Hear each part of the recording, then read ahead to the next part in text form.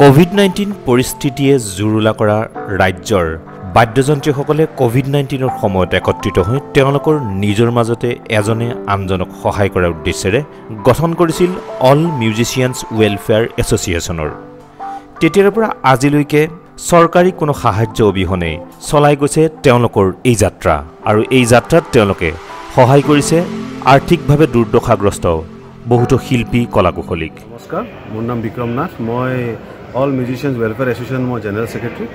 আজি এই আমাৰ সভাখন পতা উদ্দেশ্যটো হ'ল যে গোটেইখিনি মিউজিচিয়ানখিনি আমাক একগোট কৰা, আৰু এই যে লকডাউন টাইমত যিখিনি আমি মানে আৰ্থিকভাৱে বা যিখিনি কষ্ট পালোঁ, সেই কষ্টখিনি আমি যেনেকৈ মিউজিচিয়ানখিনিৰ মাজতে আমি ফাণ্ড কালেকশ্যন কৰিছোঁ, আৰু তেওঁলোকৰ মানে অসুবিধা যেনেকৈ চাউল দালিৰ পৰা লৈ কেনে একদম পইচা পৰ্যন্ত বা সিহঁতৰ হেল্থ মেডিচিন পৰ্যন্ত আমি এই লকডাউন টাইমত আমি যোগান ধৰিছোঁ তেওঁলোকক।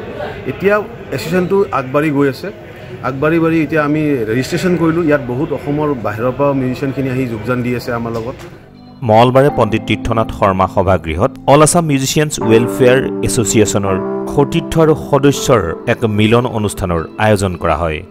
অনুষ্ঠানত উপস্থিত থাকে অভিনেতা যতীন বৰা, ভাৰতীয় জনতা পাৰ্টীৰ উপ সভাপতি জয়ন্ত দাস, চলচ্চিত্ৰ প্ৰযোজক জয়ন্ত গোস্বামীকে ধৰি অন্যান্য কেইবাজনো গণ্যমান্য ব্যক্তি। প্ৰথমে আজি মই ধন্যবাদ জনাব লাগিব অল আছাম মিউজিচিয়ান ৱেলফেয়াৰ এছ'চিয়েশ্যনৰ তৰফত পৰা যিটো ধৰণৰ আমাৰ লকডাউনৰ পিছত এনেকুৱা আমাৰ বাদ্যযন্ত্ৰীসকল মিউজিচিয়ানসকলে একত্ৰিত হৈছে, আৰু শিল্পীসকলৰ যিটো আজি আদান প্ৰদান কৰা হ'ল অভাৱ কি বা সমস্যা কেনেকৈ ধৰণে সমাধান কৰিব পৰা যায়, আৰু মই আৰু আমাৰ দলৰ জ্যেষ্ঠ নেতা জয়ন্ত দাস ডাঙৰীয়াৰ লগত আমি আলোচনা কৰিছোঁ, সকলোৱে মিলি যাতে এছ'চিয়েশ্যনৰ সমস্যাসমূহ সমাধান কৰিব পাৰোঁ, তাৰ বাবে আমি সকলোৱে হাতে কামে লাগিব লাগিব, আৰু অনাগত দিনত এই সমস্যাসমূহ সমাধান কৰিব পৰা যাব। আৰু এই অনুষ্ঠানতে শিল্পীসকলক কেনেদৰে সহায় সহযোগিতা আগবঢ়াব পাৰি সেই সন্দৰ্ভতো বিস্তৃতভাৱে আলোচনা কৰা হয়।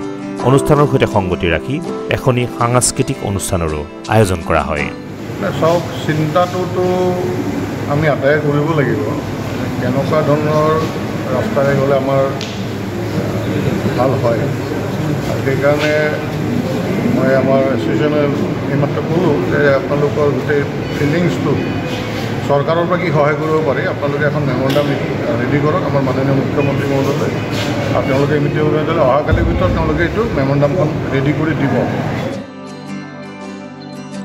জোন চক্ৰৱৰ্তীৰ ৰিপৰ্ট, সংবাদ লহৰ।